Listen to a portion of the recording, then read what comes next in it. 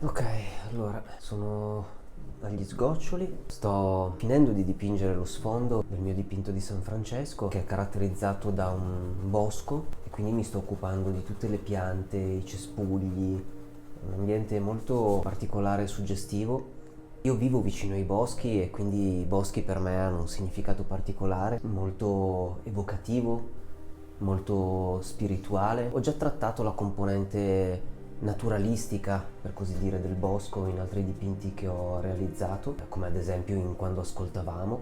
Mi piace molto creare delle ambientazioni nei dipinti, soprattutto negli ultimi, dato che rispetto ai primi che rappresentavano soggetti e personaggi totalmente avvolti dall'oscurità o dove in alcuni casi si evinceva qualche particolare, invece adesso la ricchezza di questi sfondi mi dà molto da fare, ma in questo caso per il dipinto di San Francesco, questo sfondo, questo ambiente immersivo del bosco è molto importante. Primo perché questo ambiente è quello in cui avviene l'incontro tra San Francesco e il lupo e poi anche perché conferisce molta calma, molta tranquillità, molto senso di silenzio, molta spiritualità al dipinto. Mi piace che questo ambiente sia immersivo e quello che vorrei è che lo spettatore guardando il dipinto abbia la sensazione di poter essere lì.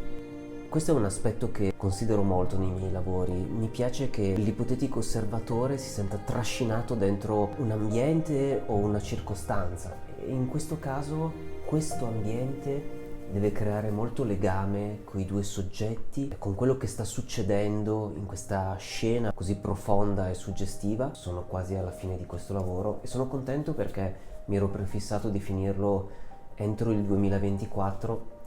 Sono gli ultimi giorni del 2024, quindi credo di farcela e sono contento anche di questo piccolo traguardo. Spero di potervi mostrare presto questo dipinto che per il momento terrò in serbo, quindi diciamo così non pubblicato sui social, per avere il pretesto di presentarlo ufficialmente e fisicamente alla mia prossima mostra, della quale spero di darvi notizie al più presto.